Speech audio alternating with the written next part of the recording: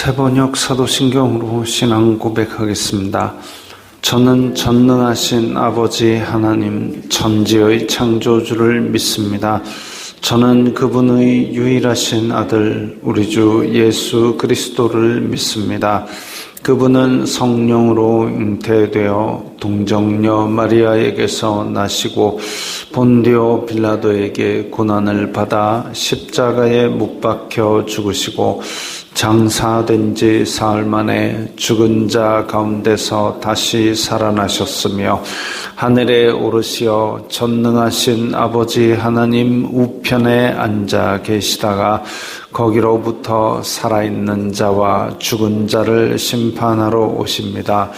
저는 성령을 믿으며 거룩한 공교회와 성도의 교제와 죄를 용서받는 것과 몸의 부활과 영생을 믿습니다. 아멘. 거룩하신 하나님 아버지 감사합니다.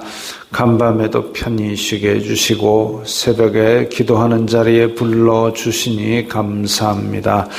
이 시간 저희들 마음 중심으로 주님을 경외하게 하여 주시옵소서.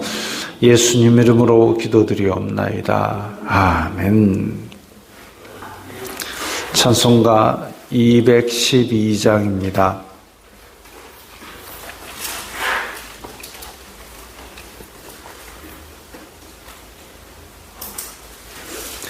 찬송가 212장입니다.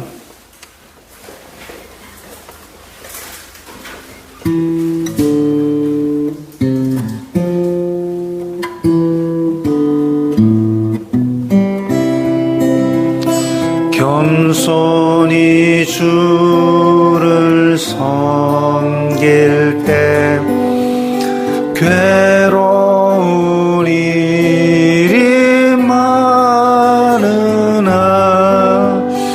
구주여 내게 힘 주사 잘 감당하게 하소서. 인자한 말을 가지고 사람을 감화시키며 갈 길을 잃은 무리를 잘 인도하게 하소서. 구주의 귀한 인내를 깨달아 알게 하시고 굳건한 믿음 주셔서 늘 승리하게 하소서.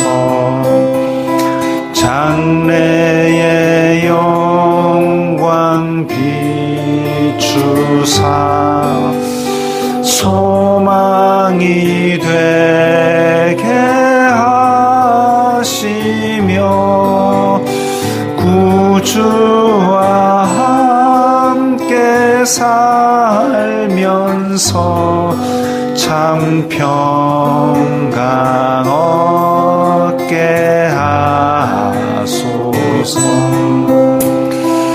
아멘.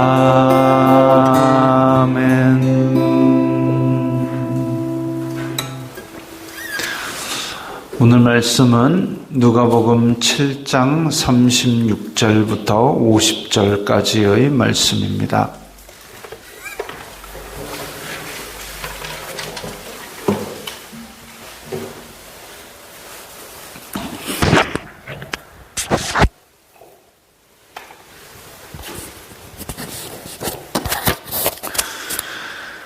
누가복음 7장 36절부터 50절까지의 말씀 함께 읽겠습니다. 한 바리새인이 예수님께 자기와 함께 잡수시기를 청하니 이에 바리새인의 집에 들어가 앉으셨을 때에 그 동네에 죄를 지은 한 여자가 있어 예수님께서 바리새인의 집에 앉아 계심을 알고 향유 담은 옥합을 가지고 와서 예수님의 뒤로 그 발 곁에 서서 울며 눈물로 그 발을 적시고 자기 머리털로 닦고 그 발에 입 맞추고 향유를 부으니 예수님을 청한 바리새인이 그것을 보고 마음에 이르되 이 사람이 만일 선지자라면 자기를 만지는 이 여자가 누구며 어떠한 자 곧 죄인인 줄을 알았으리라 하거늘 예수님께서 대답하여 이르시되 시몬아 내가 내게 이를 말이 있다 하시니 그가 이르되 선생님 말씀하소서. 이르시되 빚주는 사람에게 빚진 자가 둘이 있어 하나는 500데나리온을 졌고 하나는 50데나리온을 졌는데 갚을 것이 없으므로 둘 다 탕감하여 주었으니 둘 중에 누가 그를 더 사랑하겠느냐? 시몬이 대답하여 이르되 내 생각에는 많이 탕감함을 받은 자니이다.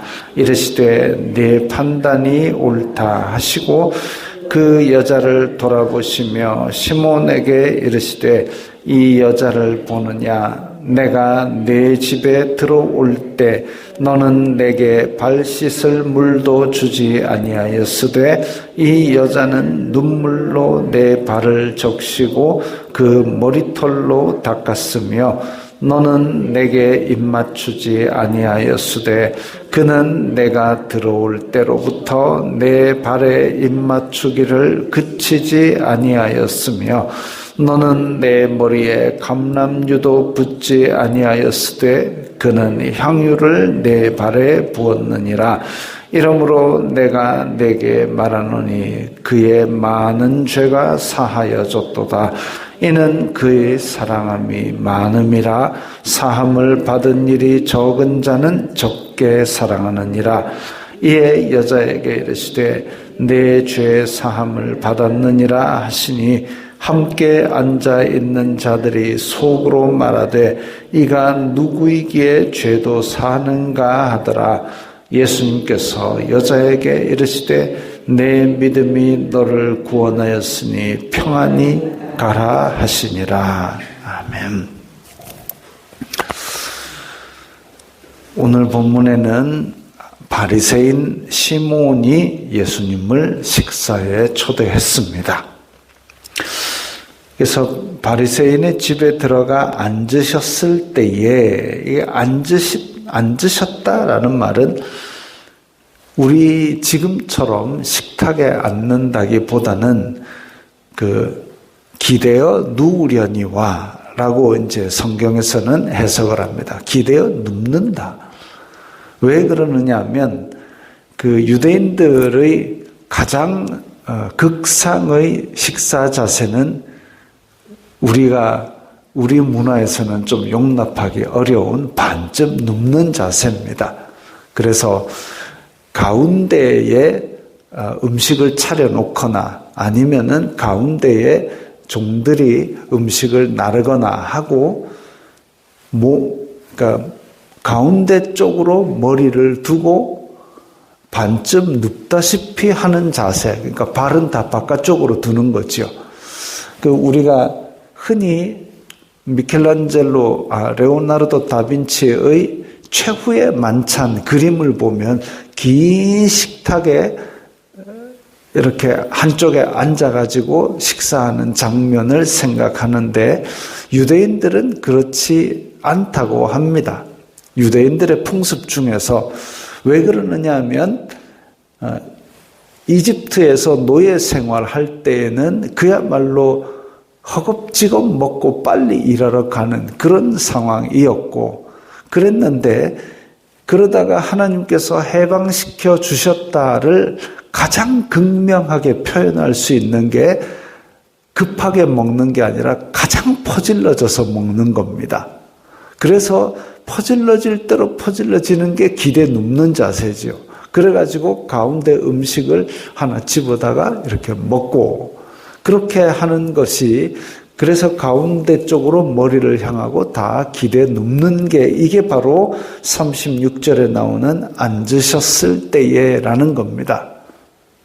그러니까 이 오늘 향유를 부은 여인, 이 죄를 지은 여자가 예수님의 뒤로 그 발 곁에 서서, 그게 가능한 거죠. 만약에 식탁에 다 앉았다 그러면 이 예수님의 뒤에 서 있다가 갑자기 식탁 밑으로 들어가서 눈물로 발을 닦고, 이게 안 됩니다. 다 머리를 가운데 쪽으로 두고 다 편하게 기대 눕듯이 앉아 있는데, 아니 거의 기대 누운 상태인데, 그런데 예수님의 뒤쪽에 발치 쪽에서 사람이 하나 나온 거죠. 그래서 향유 담은 옥합을 가지고 와서 예수님의 뒤로 그 발 곁에 서서 울며 눈물로 그 발을 적시고 자기 머리털로 닦고, 이 자기 머리털로 닦는다는 건, 유대인들의 여자들은 머리를 길게 기릅니다. 그걸 뭐 따든지 묶든지 하지만 그렇게 길게 길러가지고 그 다음에 어떤 중요한 사람이 있을 때 그렇게 머리털을 닦는 데 씁니다. 예전에, 그 이전에는 어떤 일들이 있냐면 우상을 세워놓고 머리털로 우상을 닦고 이런 식이지요. 그건 잘못된 것이지만 어쨌든 그렇게 했는데, 여기에서는 예수님의 발을 자기 머리털로 닦고 그 발에 입 맞추고 향유를 부었다. 그 발에 입 맞춘다라는 것은 우리 구약시대에 보면 그 발등상에 입 맞추고 발등에 입 맞추고, 이게 이제 왕을 모실 때에 패전 국가의 왕이 그 발에 입 맞춤으로써 완전히 항복한다, 복종한다라는 걸 표시할 때 썼던 행동입니다. 그리고 향유를 부었습니다. 향유를 부었다라는 건 예수님이 오셨는데 뜬금없이 집에 있는 향유 그냥 하나 갖다 쓰지, 이렇게 할 수 있는 형편이 아닙니다. 지금 로마의 식민 치하에서 아주 가난하고 힘들게 사는 사람들이 대부분인데, 이 여인이 죄를 지었다. 이걸 바리새인도 알고 있다. 그러면 그 죄가 뭔 죄겠습니까? 대략 뭐 도둑질이나 강도질은 아닐 겁니다. 소문이 많이 나고 비난도 많이 받던 그런 죄로 추측을 할 수 있는데, 이 사람이 예수님께서 죄를 용서하신다는 그 소문을 듣고 언젠가는 우리에게 오실 거야 라는 마음을 가지고 사모하며 기다리며 향유를 준비했을 겁니다. 그러지 않고 뜬금없이 집에 있는 향유 이거 하나 들고 가야지 할 정도로 향유가 남아도는 그런 형편은 아닐 겁니다. 자, 그래가지고 향유 담은 옥합을 들고 와가지고 눈물로 그 발을 적시고 머리털로 닦고 그 발에 입 맞추고 향유를 붓고 정말로 지극히 자기를 낮추며 예수님을 지극히 높이는 그런 모양새입니다. 근데 예수님을 청한 바리새인은 이 사람이 만약 하나님께서 보내신 사람 같으면 이 지금 뭔 짓을 하는지 알 텐데, 손도 못 대게 할 텐데, 죄인들이 손대는 거 이런 거를 되게 부정하다라고 생각하는 그런 마음을 가지고 있습니다.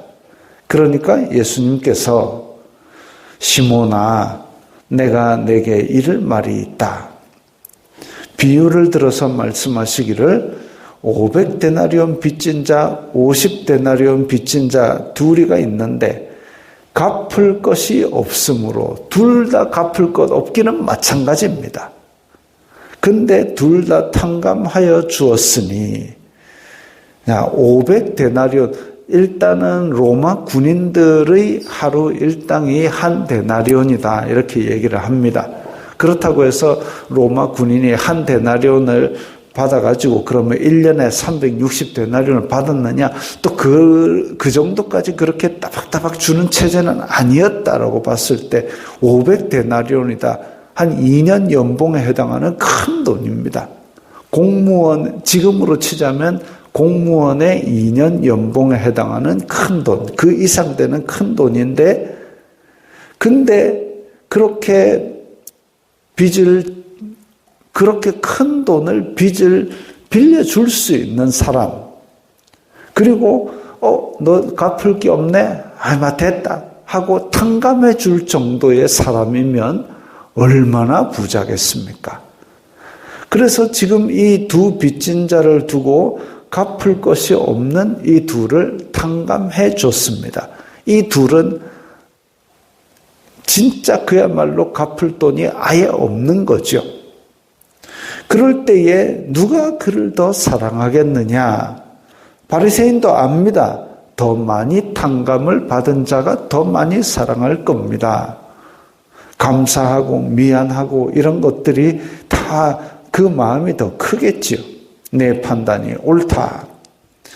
그러면서 내가 내 집에 들어왔을 때에 너는 내게 발 씻을 물도 주지 아니하였다. 이건 문제가 있습니다. 손님으로 청했는데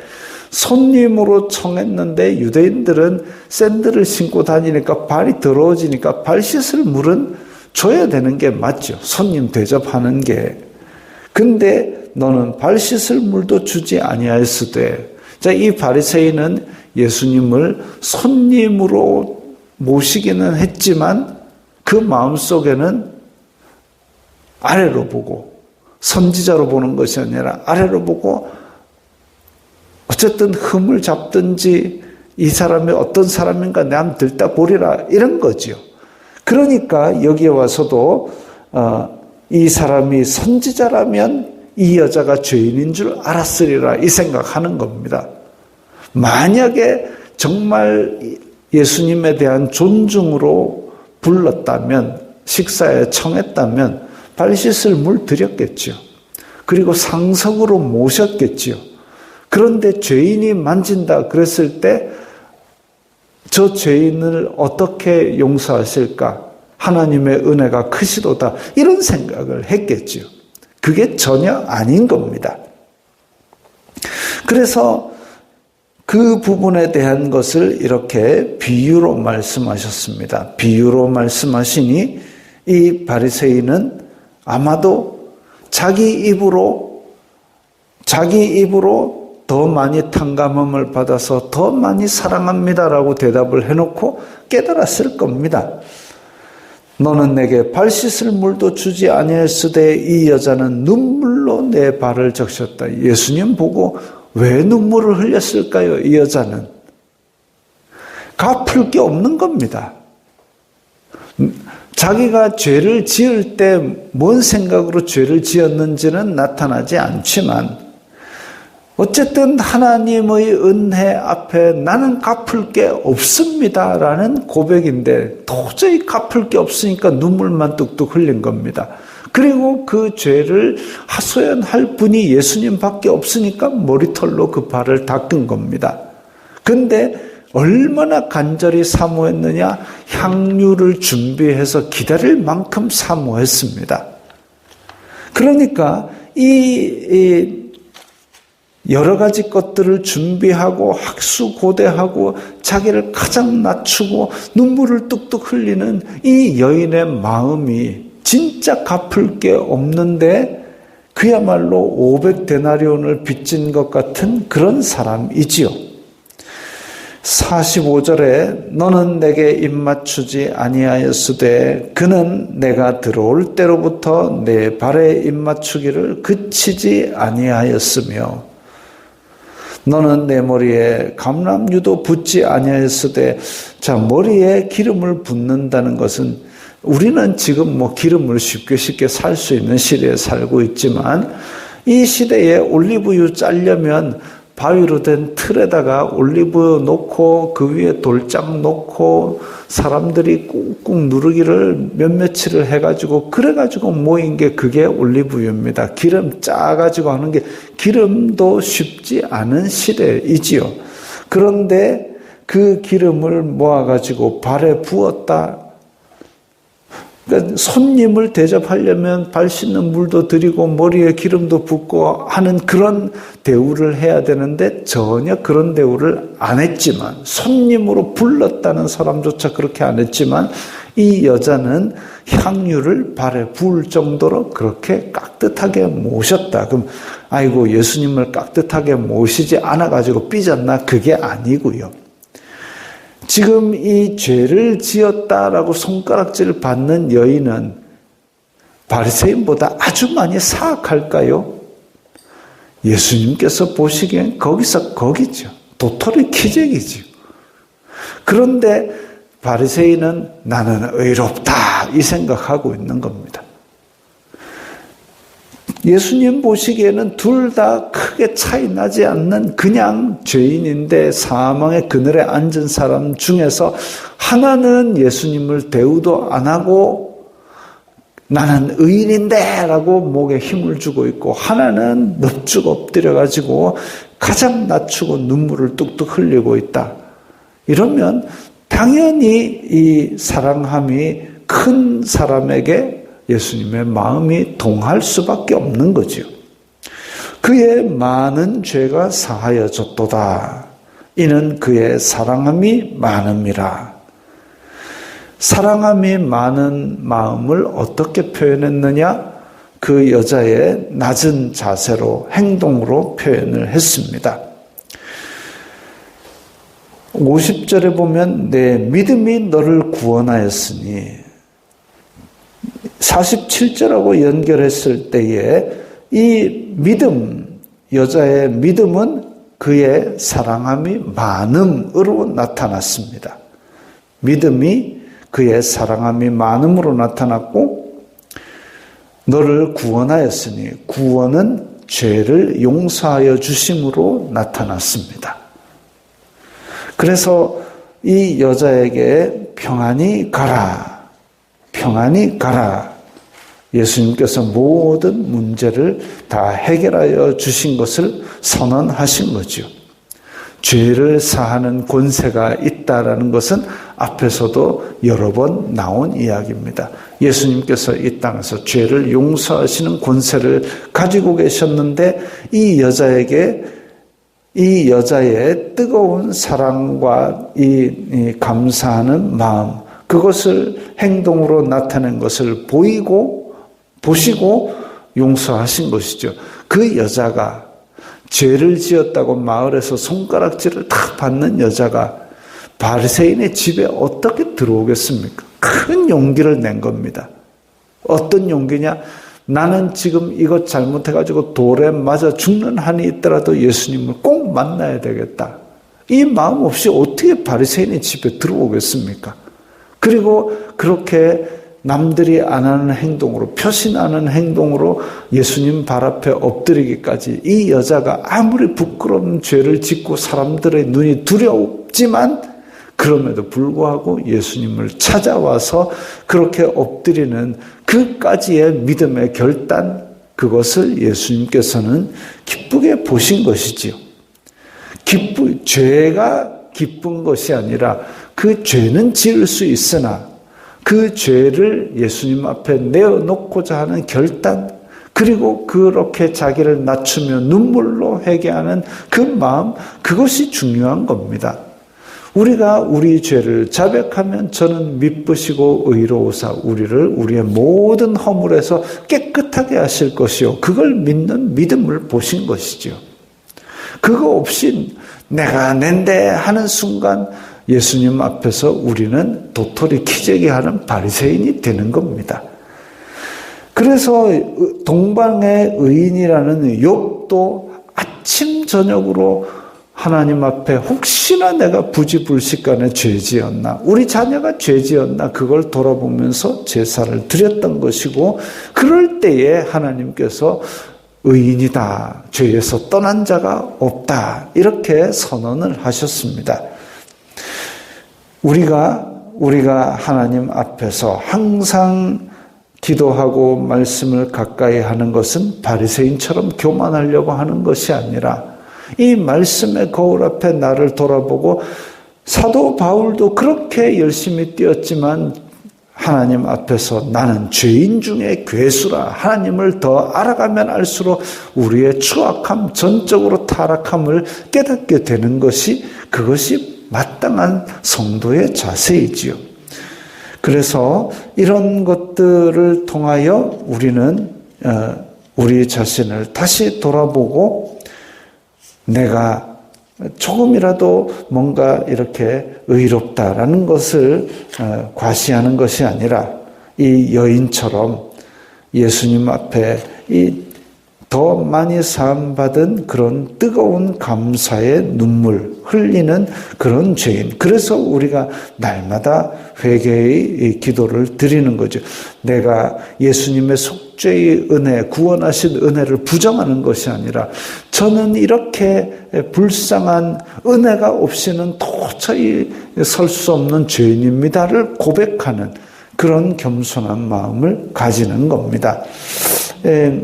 원래는 이제 오늘 배정된 찬송이 211장이었는데 값비싼 향유를 주께 드린 막달라 마리아 본받아서, 근데 이 가사를 이제 두 가지를 제가 생각을 하고 곡을 바꾸었습니다. 막달라 마리아라는 말은 오늘 본문에는 전혀 나오지 않습니다. 근데 우리는 이 찬송가 때문에 기름 부은 여인은 막달라 마리아다라고 고정관념을 가지고 있는데 막달라 마리아가 기름 부었다? 이건 오늘 본문에 나오지 않고 그 다음에 이 가사를 처음부터 끝까지 쭉 읽어보면 주인공이 납니다. 향기로운 산재물 주님께 바치리 누가요? 내가. 성실과 인내로 내 형제 이끌리 누가요? 내가. 길 잃은 자들을 친절히 이끌리 누가요? 내가. 주님을 섬기다 평안히 가리라 누가요? 내가. 그래서 이거는 오늘 말씀의 의도와는 좀 다르다 해가지고 곡을 바꾸었습니다. 잘 감당하게 하소서, 인도하게 하소서. 주어는 나이지만 하나님께 드리는 말이지요. 하소서랑 하리랑은 말이 좀 다릅니다. 어쨌든 오늘 바리새인과 향유를 부은 여인, 이렇게 대조적인 인간상이 나오고 둘 다 예수님 보시기에는 갚을 것이 없으므로입니다. 갚을 것이 없을 때에 많이 탕감받은 줄 깨달으시고 하나님 앞에 이 여인과 같이 눈물을 흘리며 머리로 발을 닦는 것 같이 낮은 그런 사람, 그 사람이 예수님께서 기뻐하시며 내 믿음이 너를 구원하였으니 평안히 가라라는 말씀을 들을 것입니다. 기도하겠습니다. 거룩하신 아버지 하나님 감사합니다. 저희들이 주님 앞에서 이 여인과 같이 정말 많이 탕감받은 그 은혜를 감사하며 기뻐하며 감격한 그 감격으로 살아가게 하여 주시옵소서. 예수님 이름으로 기도드리옵나이다. 아멘.